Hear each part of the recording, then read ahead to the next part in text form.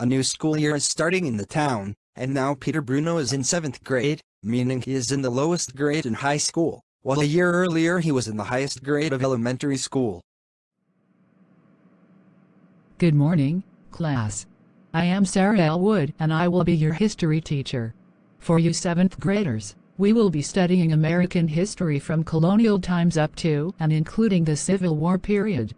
Cool! My parents have dozens of books about the American Revolution and the Civil War, so I should have no problem with this course. We shall see.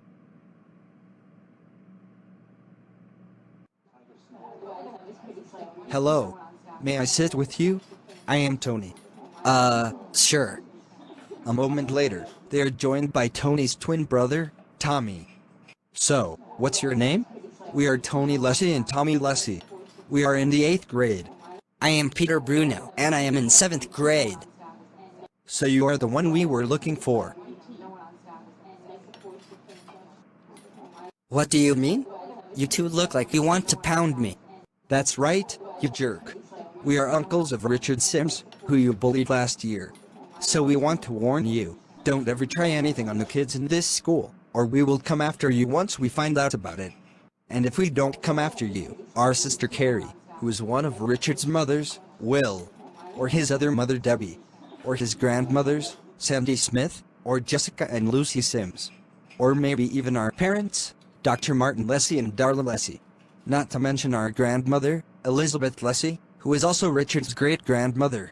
They all know about what you and your sister did to Richard, and we won't tolerate that crap on anyone else. So consider yourself warned. We will be watching you. Oh my God.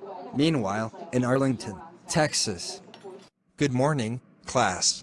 I am Reverend Nicholas Owen, and I will be your history teacher. For you 10th graders, we will be focused on the history of Europe, from the days of the Roman Empire to the 1500s. Among other things, we will explore how the spread of Christianity made the Roman Empire a more humane state, and how that religion was the foundation of many great empires that arose after the Roman times. Our ancestors fought back against invading Muslims and Mongols, paving the way for Christianity to then spread to other continents, including the Americas. Sure, but what about the fact that the Roman Empire collapsed after Christianity took it over? And then there were the Crusades, in which Christians fought against Muslims by invading the Middle East. And lost. Looks like Islam is the superior religion, eh? Islam is a religion for savages. Even today, Muslims seek to destroy the democratic and Jewish state of Israel and stir up hatred of America and its values. States in which Christianity is the supreme religion are always better. That's why we must make sure that religion continues to dominate America. Hearing that Christians may be a minority in America by 2070 is truly frightening. We need to revive the gospel to save America. But is it justified to brainwash children with only one religion instead of telling them about all the world's faiths?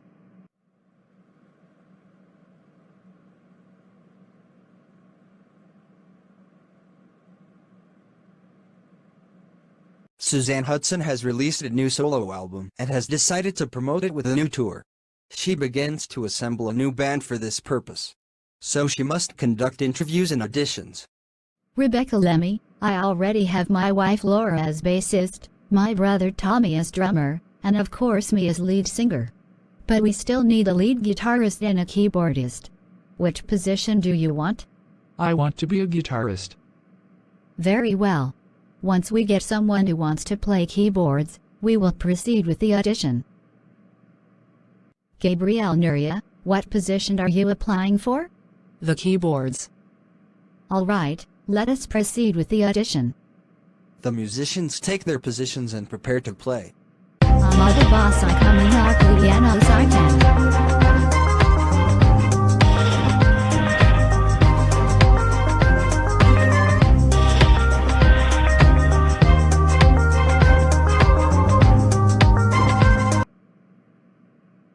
What did you think? Both those candidates were awesome. We now have a complete band, so let's get ready to tour. Ugh. What's wrong? It's probably nothing, but recently a lot of my joints have begun to ache a lot. It can't be arthritis. I'm not even 30 years old yet. Shouldn't I be twice my age to have problems with my joints? We should have you examined by a doctor before we start the tour to find out for sure. Meanwhile, in Tulsa. Those damned bastards. I can't believe that they killed Kendra less than a week before our wedding. Who do you think did it? The ones who gunned her down left a note addressed to me calling both her and me perverts. It said at the end, "The faithful remnant will get you next, Jack." I've heard of that extremist group. They caused a bit of trouble for Sandy Smith and her friends in her town, but now they have resorted to outright murder? If they come after me, I won't go down without a fight. And I want to avenge Kendra, damn it. You need to be careful, Jack, if you are threatening violence. If you break the law like they did, you will be no better. Well, sometimes the law only protects the powerful. And as a woman who is both black and transgender, Kendra was one of the least powerful people in this society. She deserved better. After Vicky Sims and Paul Jenkins got married, they moved in with Vicky's two mothers, Jessica and Lucy Sims. Paul got a job as an auto mechanic working at Eric Sterling's auto shop, while Vicky was a stay-at-home wife, doing most of the household chores. Now they have adopted a baby boy, Sammy Belmont. And that causes Vicky to look to the future. Paul, I'm thinking maybe I should work outside the home too. Bringing in more money to support the household wouldn't hurt, you know. What would you like to do? Maybe you could work from home and become a writer of books. You are certainly brilliant enough for that.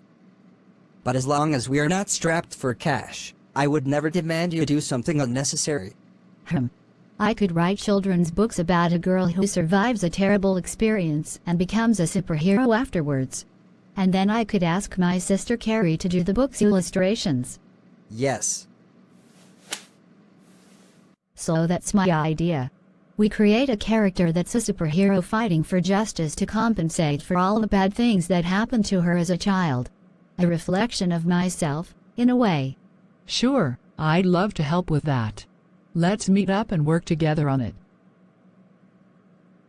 I know we were both fans of the Blazing Beauty show, which was cancelled. No reason why we can't create our own version of her and make some changes to avoid copyright infringement.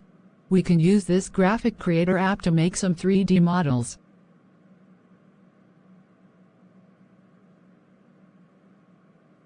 So, what do you think? That's awesome. But if you have a hero, you should also have a villain for the hero to fight against, someone who represents what the hero hates. So how about this?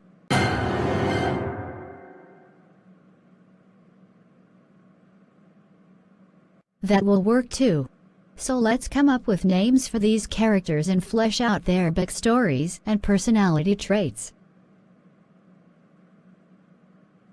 Mrs. Sterling, I have confirmed your pregnancy. You are about 2 months along. Awesome. I can't wait to give Linda a little brother or sister. Actually, you and Linda will be doubly blessed. You are having twins. What? Well, Eric and I did want 3 children, so this way I won't need to go through a 3rd pregnancy. I'll go home immediately to tell them the happy news. Good evening, and welcome to America for All, the news podcast that tells it like it is. Last month, Kendra Wilkins, the fiancée of Jack Watson, was shot to death by an unknown assassin who left a note claiming to be a member of the faithful remnant and threatening Jack himself. Now we learn that Jack himself has been shot and killed, possibly by that same assassin. The president of the faithful remnant, Reverend Nicholas Owen, has denied any responsibility for both murders. Meanwhile, we have learned that Suzanne Hudson, lead singer of her new band Hypatia, has been diagnosed with rheumatoid arthritis. This is an autoimmune disorder in which one's own immune system betrays the body by attacking its own tissues. Suzanne has stated that the planned tour will proceed, but it may be her last, as the disease is already doing a lot of damage to most of her joints. You wanted to see me? Why ask to meet me at this hospital? You were told that Jack was shot last night, right? Yes. If the faithful remnant was responsible for his murder, they should pay. You want my legal expertise to help with a lawsuit against them?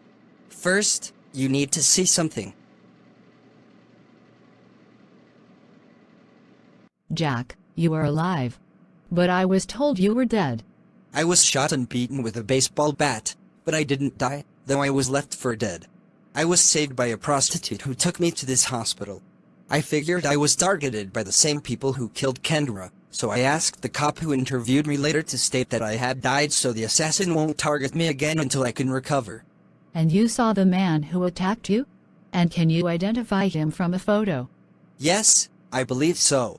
Sandy then pulls out her cell phone and shows Jack a series of pics. The first is of Nicholas Owen, the second is of his brother Fred Owen, and the third is Lee Lord.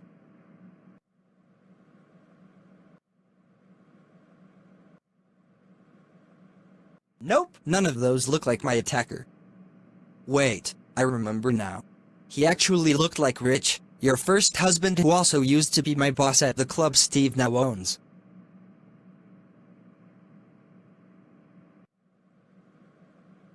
That's him. That's the one. But who is he? That's actually Rich's brother, Paul Smith. Are you sure you saw him? Yes, I saw him clearly with my own eyes. He does look a lot like his brother. But of course, Rich is dead. So why would the brother of Rich be killing people? Good question. He is currently working as the principal of a Christian Way Academy in Arlington, Texas. Before that he was principal of another such school in Houston. And that school was shut down after Paul Smith was arrested for raping a teenage girl. But he was acquitted of that charge because he claimed someone who resembled him actually did it. Wouldn't he have left DNA traces with the girl?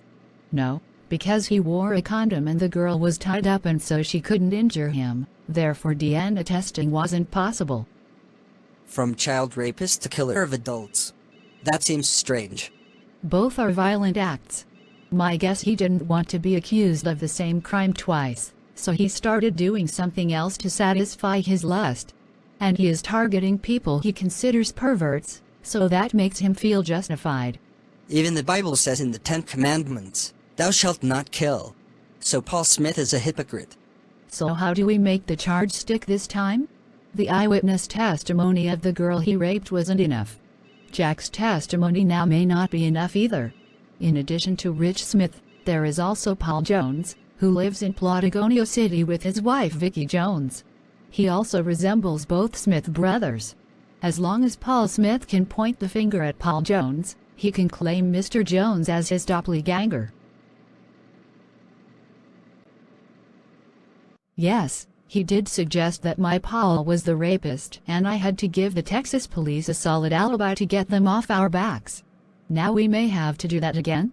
We also have to prove that Paul Smith was absent from Texas both when Kendra Wilkins was killed and when Jack Watson was attacked.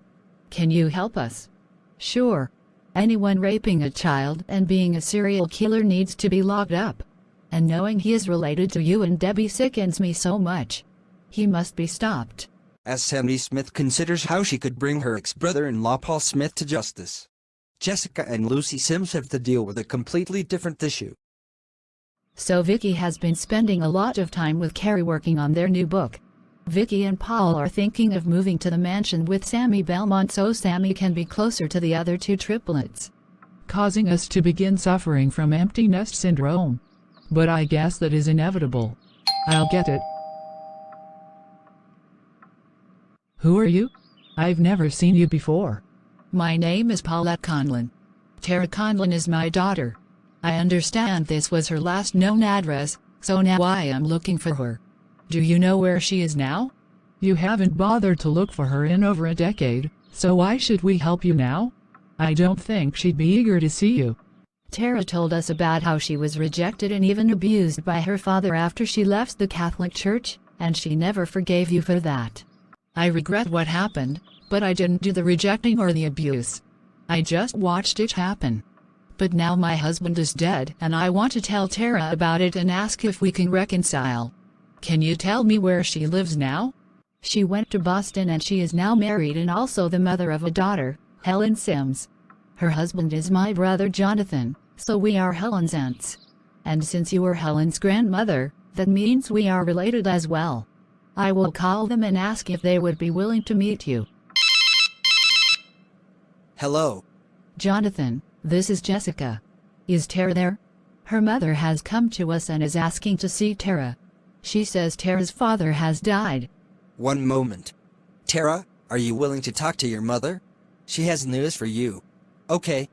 Go ahead and give Mrs. Conlon Tara's phone number. Then Mrs. Conlon may call her. Mother, is that you? Yes, honey. It's so good to hear from you again. I have missed you. If you missed me so much, why take so long to try to reconnect with me? I hurt so much being cut off from you. My mother. I'm sorry, but I couldn't go against your father. He was the head of the household. So I had to be obedient to him. But now he is dead and I have to move on without him. That's bullshit. I can tell you right now that if Jonathan disowned Helen for anything dealing with religion, I'd divorce him rather than join him in rejecting my own daughter. You do know I mean that, right? The bond between a mother and daughter must be considered sacred. Do you really think I should forgive her? He says we should at least give you a chance to meet your granddaughter Helen. But you'd better treat her right. She's never had a grandmother before and I want her to never be hurt by someone who is a relative. Now I will send you a text message with our home address. I hope we don't regret this. Did your mother ever abuse you as a child? No, but she did nothing to stop the abuse either. A mother's first instinct should be to protect her child from harm, no matter what. You're right. But I never knew my own Catholic grandparents growing up, so I think it would be good for Helen to know her grandmother Conlon. Especially considering her grandmother Sims died before she was born.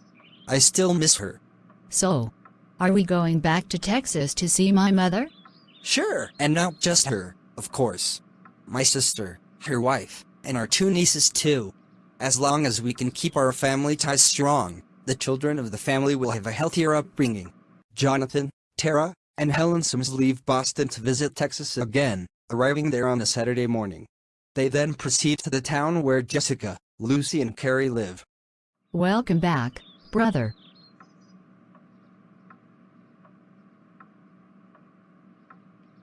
So where are Lucy, Carrie, and Vicky? Lucy is busy managing the Tuscany Tavern, and Carrie is working with Vicky on the project at the mansion Carrie and Debbie live at. Tara, are you ready to see your mother? She has been staying in a motel in our town waiting for you. Yes. I actually have a lot to say to her. Let's go meet her. Half an hour later, Tara arrives at the motel. You look so different now. More respectable. Did your husband make you this way? He did, but there was nothing wrong with the way I dressed over a decade ago. I just grew older and adapted to my new life as a wife and then a mother. So when may I see my granddaughter?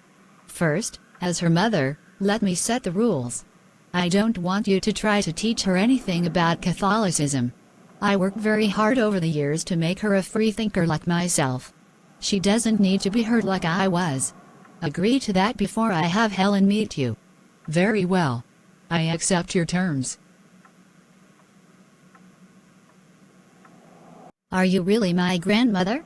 I don't think I've ever had one before. Well, I am here for you now, sweetie. And I hope I can be a part of your life from now on. Meanwhile, at the Smith-Wilson mansion. Vicky, we need someone to go to the Christian Way Academy in Arlington to investigate Paul Smith. I can't do it, nor can Debbie, Carrie, or Lucy because Paul Smith has seen all of us, but he hasn't seen you or your Paul. So I would like you to go. You can pose as concerned Christian parents considering a place that your child can receive a wholesome education. Sure. My Paul and I will go soon. But only after we deal with the situation with Tara and her mother. My own grandparents were Catholic and immigrants from Italy. My mother was raised Catholic, but switched to Protestantism after she married my father. But all of them rejected me after I came out as atheist. That's why I could identify with Tara being rejected by her parents after she left the Catholic Church. It just infuriates me how people like me, or Tara, or your mother Lucy can be scorned by the very people who are supposed to love them the most because of disagreeing over something that is not even based on reality. I guess we all have curses to overcome. But you made a more loving family to replace the one you lost. As did Mother Lucy and Tara. Ironic that their being rejected caused them to be more loving and tolerant of others. Vicky, I will continue working on the illustrations for our book while you are away. Good luck with your investigation. Jonathan, Tara's mother and Helen all arrive at the Tuscany Tavern to eat a meal together. Welcome to the Tuscany Tavern, sir. What would you like to order? I want a large pizza. And can you make half of it with pepperoni and half with red peppers? Tara and Helen are both vegetarian now, so they want no meat on their half of the pizza. Yes, we can do that. You will still have to pay extra for the additional topping. That's fine. And we need seating for 4. Bella just finished cleaning the large table there, so you can use it now. That meal was wonderful. The best pizza I've had in a long time. I'm surprised this restaurant is not world famous. We tried to establish a second Tuscany Tavern in Boston several years ago, but it failed and then it was taken over and turned into an Atlantic fishery, a type of seafood restaurant. I was briefly a cook there, but I was then replaced by a professional chef. When the managers asked me to be a waitress instead, I quit. I went back to being a housewife. Interesting. It seems you have accepted a traditional family life after all. Jonathan, you are to be commended for making my daughter the respectable lady she clearly is now. After she left me and my husband, I was so worried she might end up on drugs and then in prison. You must have given her the kind of discipline she needed but wouldn't accept from us, her parents. Thank you for that. Oh no. This doesn't look good. Tara, how many bedrooms are in your house in Boston? There are 3 bedrooms. It was the house Jonathan and his sister Jessica grew up in. Tara, I need to ask a favor of you and your husband. I'd like to move up to Boston and live with you, so I will take over the bedroom that is not being used. And why would you ask that of us? Because I have nowhere else to go. When your father died, he was over $80,000 in debt, and so I had to sell the house you grew up in to pay off the debt. Now I am homeless. What about my brother? Can't he take you in? No. Because he died 4 years ago in a car crash. So you, Jonathan and Helen are now my only living relatives. Damn it. So you never cared to even tell me that my brother James was dead? Why the fuck wasn't I invited to the funeral? That was your father's decision. He said you were no longer family. And you went along with that like the good little wife you were. But that also made you a terrible mother. And you think after this I should take you in? Really? I gave birth to you, Tara. I raised you. So you owe me for that. The least you can do is give me a roof over my head in my old age. That's the moral duty of a child towards her mother. Even though you failed to do your moral duty to me. And let me make something clear to you. Jonathan didn't change me. All he ever did was love me just as I was, even when I dressed like a punk rocker. I could go back to that mode of dress tomorrow and he would love me just the same.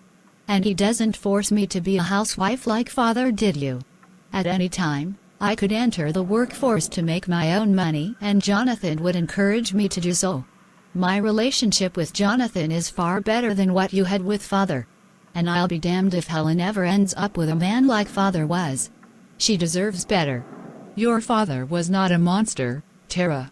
He just had values you couldn't accept. Right, and those values are the reason you are now homeless and broke, isn't that right?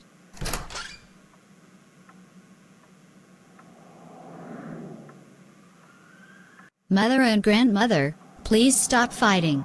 If you both love me, why can't you love each other? Helen, it's not that simple.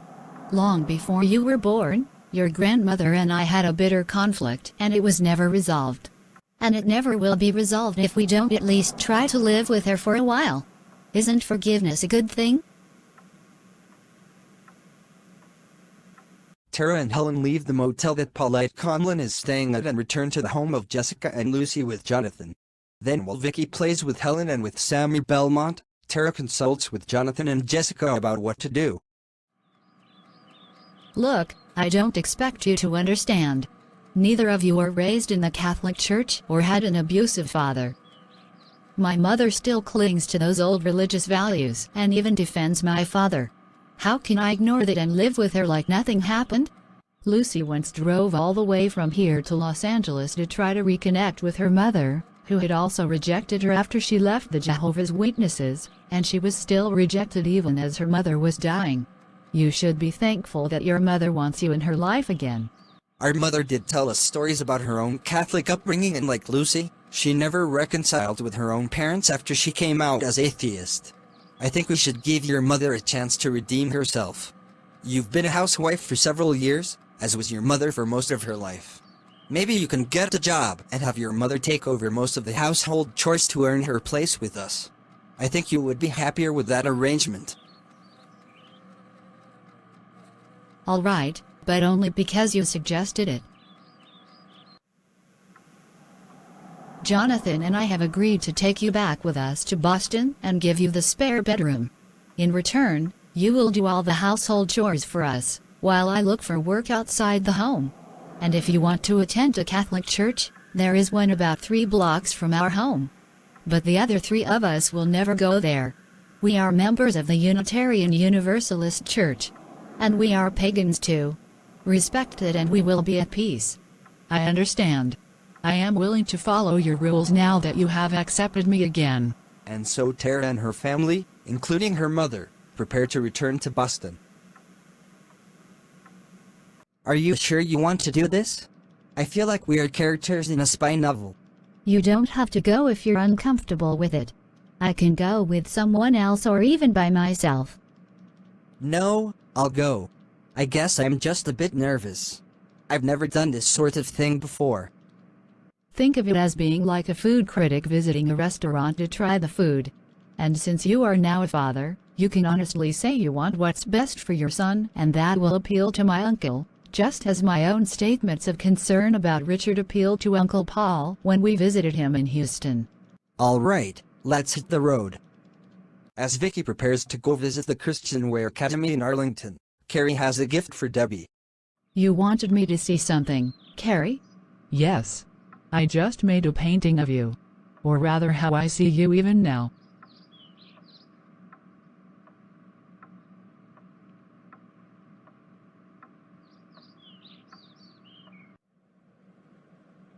Wow, that is so adorable. That's of me when we first met.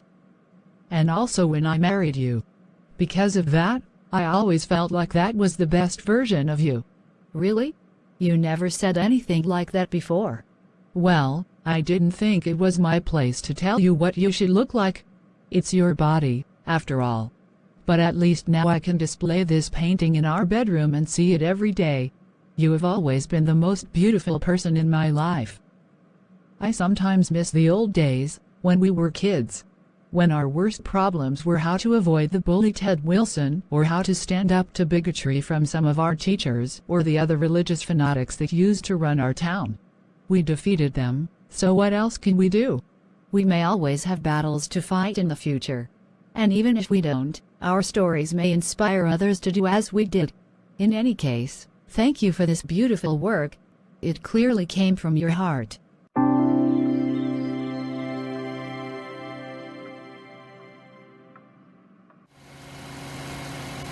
So, you remember our backstory? Yes. Our names are Vicky and Paul Henley, and we are Southern Baptists from Dallas. We want our son to be raised in a proper Christian environment. I watch Fox News every day, and you are a housewife who watches old TV shows from the 1960s and 70s your own mother grew up watching. But you shun anything you consider gangsta, because your own brother was killed in a gang-related shooting. That's right. I hope they find our story credible. And why not? It fits their own prejudices. Clearly, people like hearing what they already believe, even if it is bullshit. Welcome to our Christian Wear Academy. Our chain of private schools is one of the fastest growing educational organizations in America, and our goal is to bring up the next generation with the same Christian values that made America great in the past. My wife and I heard great things about this school from my aunt, so we came to see it for ourselves. We have a baby boy whose hope could attend this school in a few years. We need to see the classrooms and also look at some of your textbooks. Certainly. Come with me. Paul Smith leads Paul Jenkins and Vicky Sims to see the various classrooms. But as they pass down the hallway, Vicky recognizes one of the girls passing by and stops her. Debbie Belmont, is that you? Yes, but how do you know my name? I've never seen you before. And I prefer to be called Deborah, please. Last year, you gave birth to triplets which you gave up for adoption. I and my husband Paul adopted the boy, and the two girls were also adopted by relatives of ours to keep them together. But why are you in this school? I thought you rejected Christian values. Yes, but my parents forced me to come here, deluding themselves into thinking it would make me a better person. Instead, I hate their religion even more now. Just like I was forced to bear those triplets. My parents said it was my punishment for being immoral, but even they did not want to raise 3 grandkids at once, and that was why they let me give them up for adoption. Had I born one baby, I would have been forced to keep them.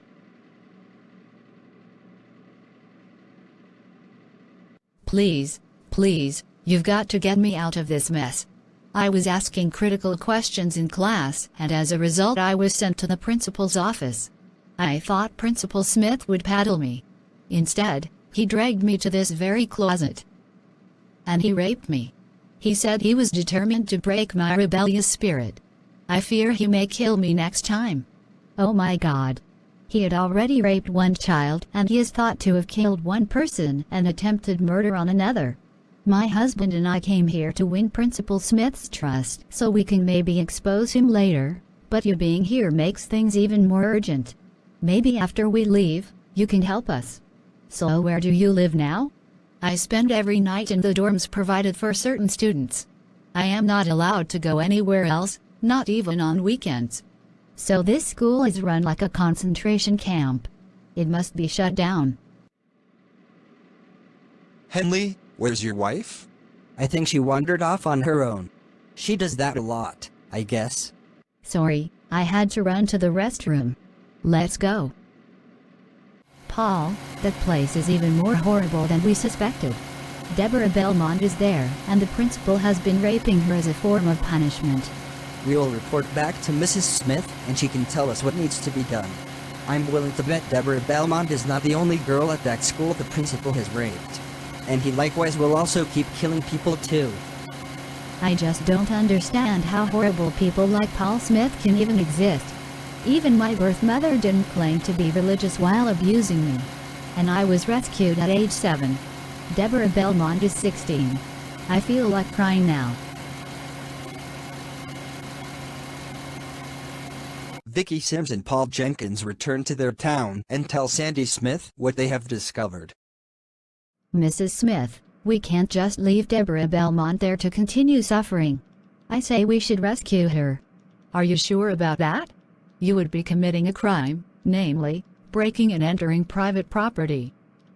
I don't care. Sometimes, you have to break the law in order to achieve a higher good. Schools that imprison children like that one does shouldn't exist. Well, if you get arrested, I will certainly defend you in court. But at the same time, I can't be a direct party to your plans, so I will withdraw from this discussion.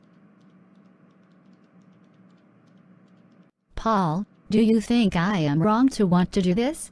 No, I don't. But we should be careful. Let's meet with others and get some advice on how to proceed. Vicky, I have awesome news. I told Vicky Jones about the book we have been working on, and she is coming here to see our works. She says she may want to go ahead and make a TV show out of it. Really? I haven't even published it yet. Well, maybe she can help you find a publisher in Los Angeles. I'll get that. Vicky and Paul Jones, great to see you again. Are you ready to see the book? Actually, we are not here just for that. Your sister sent us a long and detailed message about what she found at the Christian Way Academy in Arlington, Texas. So we want to help her.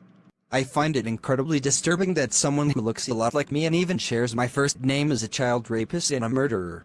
and even claimed someone who looked like him must have raped that girl in Houston, getting him acquitted at his trial. That feels like a personal slap at me. I don't feel safe as long as this Paul Smith is free to commit more crimes, especially against children. Then let us start making plans together. Oh, and how should we address each other, Mrs. Jones, since we have the same first name? You may address me by my middle name, Mary. It was also my grandmother's name.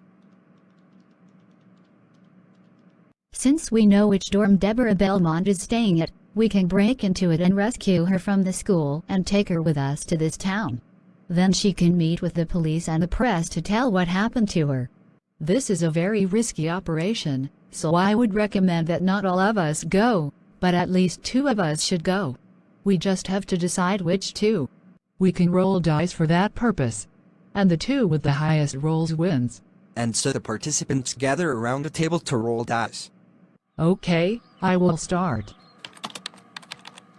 Wow, you got 11. My turn. You got 4. Who is next? I'll go now. You got 7. My turn. Snake eyes. Whoops. And finally, the 2 Pauls proceed to roll. You got 10. And finally, only 4 for me. Then that means Paul Jones and I will go to Arlington. Wish us luck. But they may need more than just that, however. Carrie Sims and Paul Jones leave the town in East Texas and proceed to Arlington. I remember reading about R. Kelly and wondering how a guy who could write and sing such beautiful and inspirational songs as I'm Your Angel and I Believe I Can Fly could also be a serial sex offender. I just don't get it. I think all people have a combination of good and bad qualities, and sometimes you have someone who expresses his good side in public and his bad side privately. Wouldn't it be better to be good all the time? Of course, but maybe some are incapable of that. R. Kelly clearly has some kind of mental disease to make him the way he was. And yet we punish him. Would we also punish someone for suffering from the flu or AIDS? You should be talking with either Debbie or my sister Vicky about such things. They are the deep thinkers in my family, not me. Sorry, I just get bored with these long car rides. Can you turn it down, please? Richard likes to play it loud and Debbie lets him, but I'm driving now. Sorry! Hours later, the 2 arrive at Arlington and approach the Christian Wear Academy at night. So according to my sister, this is the building where the dorm of Deborah Belmont is in. She is in room 43. So how do we get in? The door is locked. I came prepared. We can enter by smashing through a window.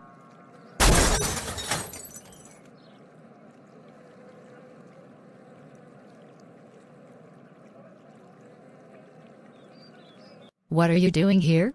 Are you going to rape me again? Please. Don't. No, I will do no such thing to you. I am Paul Jones, not Paul Smith. Different person. Really? I saw you in a couple of episodes of the Blazing Beauty show. But my parents made me stop watching it because they said it wasn't Christian. And a school where children are raped is Christian? Then I'd rather be a Satanist. I'm Carrie Sims and Vicky Sims is my sister. She told us about you. We are here to get you out of this school and to our town where you will be safe. Come.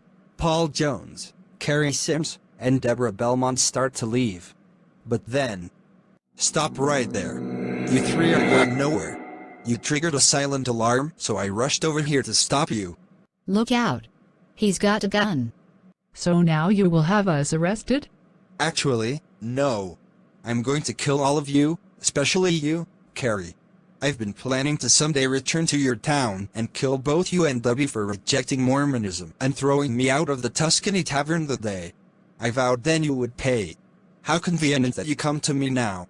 That guy who killed Richard's 2 gay fathers only did half of what needed to be done.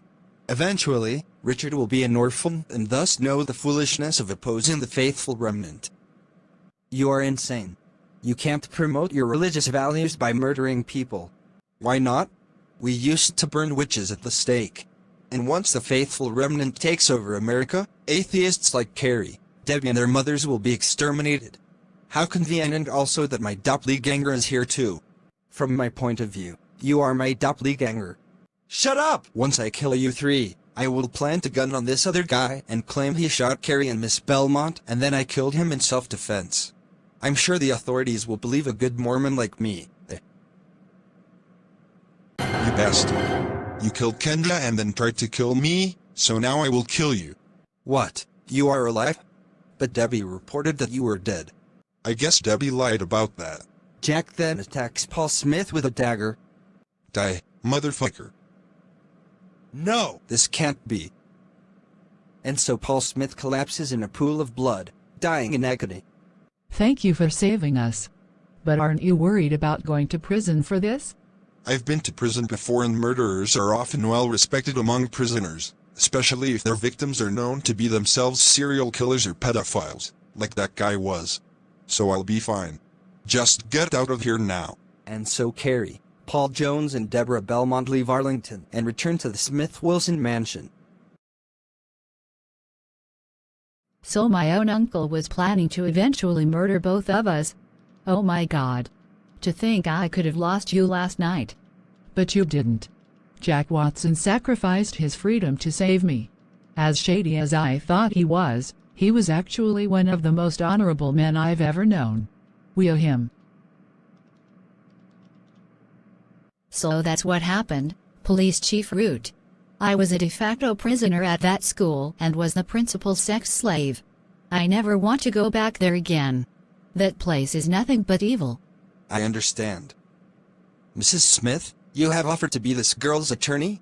Yes. On her behalf, I will file a motion before a court to have her legally emancipated so she can attend whatever school she wants and be allowed to start a new life free of abuse and unjust coercion. At age 16, she can get a job to support herself. I can't wait to face my parents in court and tell a judge how terrible they have been to me. And I can honestly say that I wouldn't want the way my parents were to me on my worst enemy. So this is all the material Carrie and I have so far on the book we have been working on. What do you think, Mary? This is excellent. My Paul and I will be happy to produce a TV show based on this book. You could make a fortune if a studio accepts this storyline. If the TV show comes out first, then you may publish the book as a tie-in with the show and make the book an instant bestseller. Mary Jones, you are the best. After completing her interview at the police station, Deborah Belmont returns to the Smith-Wilson mansion, where she meets. Are those the triplets I gave birth to? They are so adorable. I'm so glad you could take care of them for me. And thank you for letting me see them. If you want, you can stay here at this mansion and babysit one or more of the triplets while the rest of us work our jobs or go out in the evenings. I also have a son named Vince you can help care for. Debbie and Carrie have their son Richard as well. Richard is old enough that he can help you sometimes. Yes, I've been having a blast playing with the triplets. Thank you for having them.